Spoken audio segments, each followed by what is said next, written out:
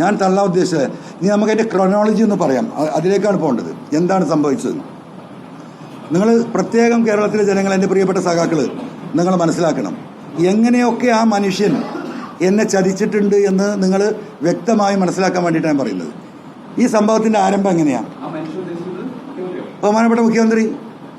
അപ്പോൾ ഇവിടെ പോലീസുമായി ബന്ധപ്പെട്ട പോലീസിൻ്റെ ഈ ഏകപക്ഷീയമായ വർഗീയപരമായ നിലപാടുകൾ കുറേ കാലമായി ഞാൻ ചോദ്യം ചെയ്യുന്നതാണ്.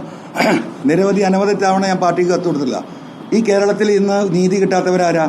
ഒന്ന് പാർട്ടി സഖാക്കളാണ്. പോലീസ് സ്റ്റേഷനിൽ ഒരു നീതിയും കിട്ടാത്തത്. രണ്ടാരാ? ന്യൂനപക്ഷങ്ങളാണ്. ആരാ പല പോലീസ് സ്റ്റേഷനിലും കൈകാര്യം ചെയ്യുന്നത്? ഈ പറയുന്ന വർഗ്ഗങ്ങൾ തന്നെയാണ്. ഈ വിഷയവുമായി ബന്ധപ്പെട്ട് അനവധി പ്രാവശ്യം വ്യക്തിപരമായും അല്ലാതെയും കത്തായിട്ടും കൊടുത്ത ഒരു നടപടി ഉണ്ടായിട്ടില്ല. അപ്പം ഞാനും ഈ പറഞ്ഞ പോലെ സാജൻ സ്കറിയ വിഷയവുമായി ബന്ധപ്പെട്ട് പി ശശിയുമായി ഞാൻ പാടെ അകന്നു. അതിനുശേഷമാണ് അരീക്കോട് നവകേരള സദസ്സിൻ്റെ ഭാഗമായിട്ട് മുഖ്യമന്ത്രി വരുന്ന ചടങ്ങിൽ ഒരു യൂട്യൂബർ വന്ന് പ്രശ്നങ്ങൾ ഉണ്ടാക്കിയപ്പോൾ അവിടെ സഖാക്കൾ അവനെ തള്ളിമാറ്റി. ചെറിയ വിഷയങ്ങളുണ്ടായി. അങ്ങനെ പോലീസിൽ പരാതി കൊടുത്തു. പിറ്റേ ദിവസം നവകേരള സദസ്സ് പാലക്കാടാണ്.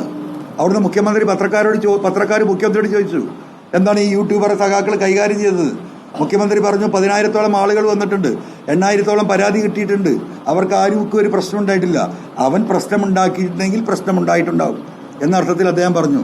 അത് കഴിഞ്ഞ് ഒരു മണിക്കൂർ മുഖ്യമന്ത്രി അത് പറയുമ്പോഴേക്കും 11 സഖാക്കളുടെ പേരിൽ കേസെടുത്തു. എന്താ കേസ്? റോബറി, കളവ് കേസ്.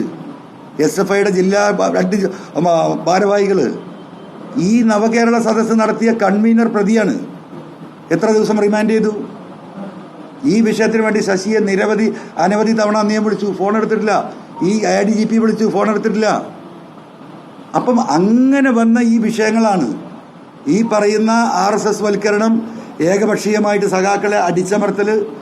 ഇതിനെതിരെയുള്ള എനിക്ക് വികാരം ഉണ്ടായിരുന്നു. ഞാനും ഇവരെ കിട്ടുന്നിടത്ത് ചാമ്പാൻ നടക്കുകയായിരുന്നു. ഞാനും ഇവരെ പിന്നാലെ പോയിരുന്നു. അതിലാണ് പോലീസിലെ അസോസിയേഷൻ നടക്കുന്നത്. അവിടെ ഞാൻ പ്രസംഗിച്ചു. ഇവരുടെ താന്തോന്യത്വത്തിനെ കുറിച്ച് പറഞ്ഞു. ഇവർ ചെയ്യുന്ന ഈ പറയുന്ന സ്വജനപക്ഷപാതത്തെക്കുറിച്ച് പറഞ്ഞു. അത് കഴിഞ്ഞെന്തായി? ഈ മരമുറി അതിന് മുമ്പ് എനിക്കറിയാം. വേറൊരാൾ പരാതി കൊടുത്തിരുന്നു, ഞാൻ കൊടുക്കാൻ പറഞ്ഞു SP-ക്ക്. അപ്പോഴേക്കും ഒരു 23 ദിവസമായിക്കുന്ന ഒരു വിവരമില്ല. അപ്പോൾ ഞാനൊരു കത്ത് കൊടുത്തു. SP ഇങ്ങനെ ഒരാൾ പിന്നെ ദിവസത്തിൽ പരാതി തന്നിരുന്നല്ലോ, ഈ പരാതിയുടെ മുകളിൽ എന്തെങ്കിലും നടപടി എടുത്തോ? ഉണ്ടെങ്കിൽ എന്നെ അറിയിക്കണം. 3 ദിവസം കഴിഞ്ഞു, 4 ദിവസം കഴിഞ്ഞു, 5 ദിവസം കഴിഞ്ഞു, ഒരു വിവരമില്ല. അപ്പോൾ പിന്നെ എനിക്കതൊന്നും അറിയണമല്ലോ. അങ്ങനെ ഞാൻ പോലീസ് ക്യാമ്പിൽ പോയി. ഈ മുറിച്ച മരത്തിൻ്റെ കുറ്റിയൊന്ന് കാണണ്ടേ? അത് കാണാൻ പോയി. പോലീസ് തടുത്തു, നിങ്ങൾക്കറിയാം. പിറ്റേ ദിവസം ഞാൻ അവിടെ കുത്തിയിരുന്നു, വാർത്തയായി. അവിടെ ഞാൻ കുത്തിയിരുന്നപ്പോൾ CPM ഓഫീസിൽ നിന്ന് എന്നെ വിളിച്ചു പാർട്ടി സെക്രട്ടറി, നിങ്ങൾ പെട്ടെന്ന് വരണം, മുഖ്യമന്ത്രി വിളിക്കുന്നുണ്ട് എന്ന് പറഞ്ഞു. ഞാൻ 12 മണി വരെ ഇരിക്കുന്ന പത്രക്കാരോട് പറഞ്ഞതാണ്. അത് കഴിഞ്ഞിട്ട് വരെ DCS എന്ന് പറഞ്ഞു. ഞാൻ പാർട്ടി ഓഫീസിൽ പോയി. 12 മണിക്ക് ശേഷം DCS കണ്ടു. പാർട്ടിയുടെ നേതാക്കന്മാരുണ്ട്. അപ്പോൾ അവർ കാര്യങ്ങൾ സംസാരിച്ചു. ഞാൻ പറഞ്ഞു, എൻ്റെ നിലപാട് ഇതാണ്, പോലീസിൻ്റെ നിലപാട് ശരിയല്ല. അതുകൊണ്ട് ഈ വിഷയത്തിൽ ഈ കളവ് കേസുമായി ഞാൻ മുന്നോട്ട് പോകും. ഇത് കളവ് നടന്നിട്ടുണ്ട്. അപ്പോൾ പറഞ്ഞു, CM വിളിച്ചിട്ടുണ്ട്, നിങ്ങൾ വൈകുന്നേരം ആകുമ്പോഴേക്ക് തിരുവനന്തപുരത്ത് പോകണമെന്ന് പറഞ്ഞു. ഞാൻ പറഞ്ഞു, തിരുവനന്തപുരത്ത് പോകാം, പക്ഷേ ഈ വിഷയത്തിൽ എൻ്റെ നിലപാട് ഇതാണ്. വന്ന് വെള്ളിയാഴ്ചയാണ്. അപ്പോൾ 12:45. അപ്പോൾ ഞാൻ പറഞ്ഞു, ജുമയ്ക്ക് പോകണം, വെള്ളിയാഴ്ചയാണ്, പള്ളിക്ക് പോകണം. അപ്പോൾ ഇറങ്ങുമ്പോൾ ഞാൻ പറഞ്ഞു, CMൻ്റെ ഓഫീസിൽ നിന്ന് എന്നെ വിളിക്കണം, എന്നാൽ DCS ഞാൻ പോയിക്കോളാം. ആയിക്കോട്ടെ, നിങ്ങളെ വിളിക്കുമെന്ന് പറഞ്ഞു. അന്ന് വിളിച്ചില്ല, പിറ്റേ ദിവസം വിളിച്ചില്ല. അതിൻ്റെ പിറ്റേന്നാണ് ഞാൻ പത്രസമ്മേളനം നടത്തുന്നത്. ആ പത്രസമ്മേളനം നടക്കുമ്പോഴാണ് എന്നെ CM ഓഫീസിൽ നിന്ന് വിളിക്കുന്നത്, കാണണമെന്ന് പറയുന്നത്. ഞാൻ 2 ദിവസം കഴിഞ്ഞിട്ട് വരാമെന്ന് പറഞ്ഞു.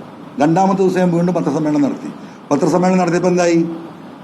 അവിടെ സ്പെഷ്യൽ ഇൻവെസ്റ്റിഗേഷൻ ടീമിന് മുഖ്യമന്ത്രി അന്വേഷണത്തിന് ഉത്തരവിട്ടു. DGPയുടെ നേതൃത്വത്തിൽ അന്വേഷണ സംഘം ഉണ്ടായി. വളരെ ഫാസ്റ്റായി പോകുന്നു. പിറ്റേ ദിവസം എന്താണ്? നിങ്ങൾ ശരിക്കും ശ്രദ്ധിക്കണം, കേരളത്തിലെ സഖാക്കൾ ദയവായി ശ്രദ്ധിക്കണം ഞാൻ പറയുന്നത്. അപ്പോൾ ഞാൻ പരാതി കൊടുക്കുന്നതിന് മുമ്പ് എൻ്റെ പ്രസ് കോൺഫറൻസിൻ്റെ ഭാഗമായിട്ട് വളരെ ജാഗ്രതയോടുകൂടി ബഹുമാനപ്പെട്ട മുഖ്യമന്ത്രി എന്തായി? ഉത്തരവിട്ടു. അപ്പോൾ എനിക്ക് തോന്നി കുഴപ്പമില്ല, തിരക്കടില്ല, ഉഷാറായി പോകുന്നുണ്ട്. പിറ്റേ ദിവസം എന്താണ്? പോലീസ് അസോസിയേഷൻ്റെ സമ്മേളനം. അപ്പോൾ ഞാൻ പത്രസമ്മേളനം നടത്താൻ വരുമ്പോൾ പ്രസംഗം നടക്കില്ല, മുഖ്യമന്ത്രിന് ഓർമ്മയില്ലേ? പിറ്റേ ദിവസം ഞാൻ പത്രസമ്മേളനം നടത്താൻ വേണ്ടിയിട്ട് വേറൊരു ഡീറ്റെയിൽസ് പത്രക്കാർക്ക് കൈമാറാൻ വരുമ്പോൾ മുഖ്യമന്ത്രി പ്രസംഗിച്ചുകൊണ്ടിരിക്കുക. ഈ കാണപ്പെട്ട ആളുകളൊക്കെ പ്രസ് ക്ലബ്ബിലുണ്ട്. അപ്പോൾ മുഖ്യമന്ത്രി പ്രസംഗം കഴിഞ്ഞിട്ട് നമുക്ക് തുടങ്ങാമെന്ന് പറഞ്ഞല്ലേ, എല്ലാവരും കേട്ടിരിക്കുക. ഈ ഇരിക്കുന്ന മലപ്പുറത്ത് എല്ലാവരും ഉണ്ട്. എന്താ പറയുന്നത്? പോലീസിലെ പുഴുക്കുത്തുകളുണ്ടല്ലോ, ആ പുഴുക്കുത്തുകളെ ഞാൻ അങ്ങോട്ടാക്കും ഇങ്ങോട്ടാക്കും, ഒറ്റ ഒരുത്തനെ വെച്ച് വെക്കൂല.